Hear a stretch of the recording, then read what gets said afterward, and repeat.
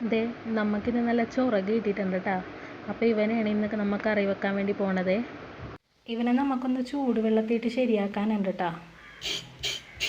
Sound കേട്ടാ, ഈ sound നമുക്ക് കളയണമെന്നാണെങ്കിൽ ഇവനെ ചൂടുവെള്ളത്തിയിട്ട് നന്നായിട്ട് കഴുകിയെടുക്കണം. അപ്പം നമ്മുടെ ഈ ചൊറക് ക്ലീനാക്കാൻ വലിയ പാടൊന്നുമില്ല കേട്ടോ. ഇതിൻ്റെ സൈഡിലുള്ള ആ ചിറകൊക്കെ ഒന്ന് കട്ട് ചെയ്ത് കളയണം. പിന്നെ ഇതിൻ്റെ അര ഒന്ന് ചൂടുവെള്ളത്തിയിട്ട് കളഞ്ഞെടുക്കണം. അത്ര ഉള്ള കേട്ടോ. വേറെ നമുക്ക് ചെതമ്പാന അങ്ങനെ ഒന്നുമില്ല കേട്ടോ ഇതിന്.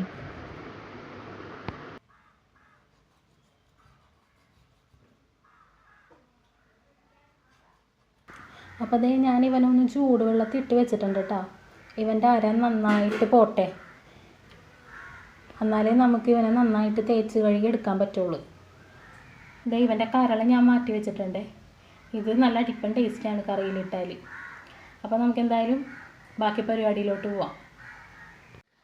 അപ്പോൾ അതേ ഞാൻ കറിക്ക് വേണ്ട സവാളയും ഉള്ളിയൊക്കെ എല്ലാം അരിഞ്ഞെടുത്തിട്ടുണ്ട്.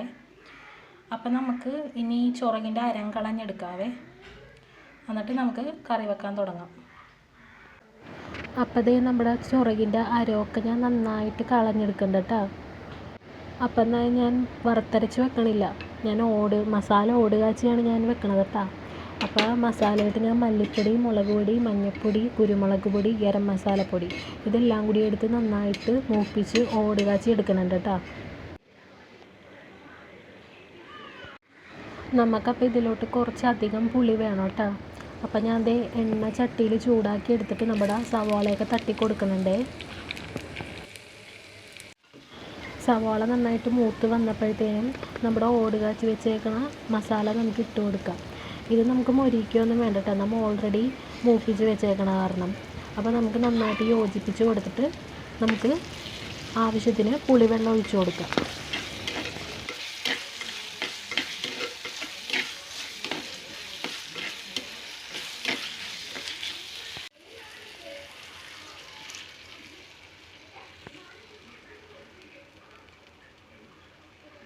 കുറച്ച് വേപ്പില ഞാൻ തൂവി കൊടുക്കുന്നുണ്ട് കേട്ടോ.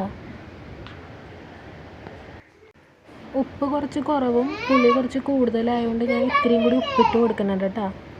അപ്പോൾ നമ്മുടെ ഈഗും ടേസ്റ്റ് നോക്കാൻ വേണ്ടി വന്നിട്ടുണ്ടേ, അപ്പോൾ അവൾക്ക് ഞാൻ ഇത്തിരി കൊടുക്കുന്നുണ്ട് കേട്ടോ.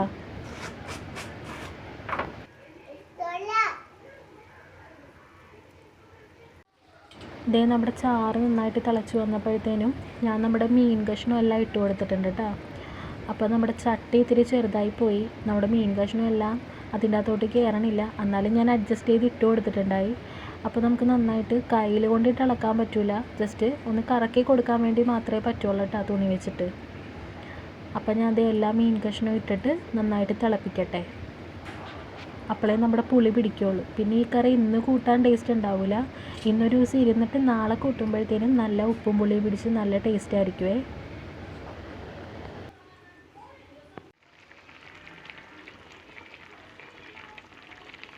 അപ്പോൾ അതേ നമ്മുടെ കറി തിളച്ച് നല്ല പാകമായിട്ടുണ്ട്. ഞാനപ്പോൾ ഗ്യാസ് ഓഫ് ചെയ്തിട്ടുണ്ട് കേട്ടോ.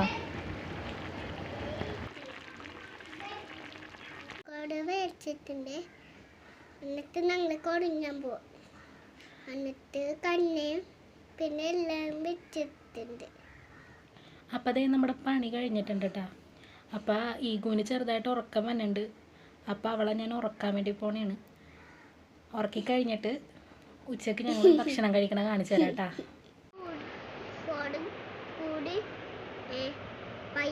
അപ്പം ഞങ്ങളിതേ ചോറ് തിന്നാൻ പോകണുണ്ട് കേട്ടോ. അപ്പം നമുക്ക് ചൊറക് കറിയും കൂട്ടി ചോറ് തിന്നാം. അപ്പം അതേ നമ്മുടെ ഈ ഈഗുവിന് ചൊറക് കറി ഭയങ്കരമായിട്ട് ഇഷ്ടപ്പെട്ടിട്ടുണ്ട് കേട്ടോ.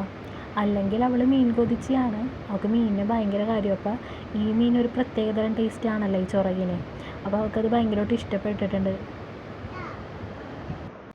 അപ്പോൾ അത് എൻ്റെ കയ്യിൽ നിന്ന് പ്ലേറ്റ് ഒറ്റയ്ക്ക് വാങ്ങിച്ച് ചോറ് വാരി തിന്നണം കേട്ടോ. അപ്പോൾ ഇന്നത്തെ വീഡിയോ ഇത്ര ഉള്ളൂ കേട്ടോ. അപ്പം നാളെ കാണാം. ഒറ്റ പറഞ്ഞു.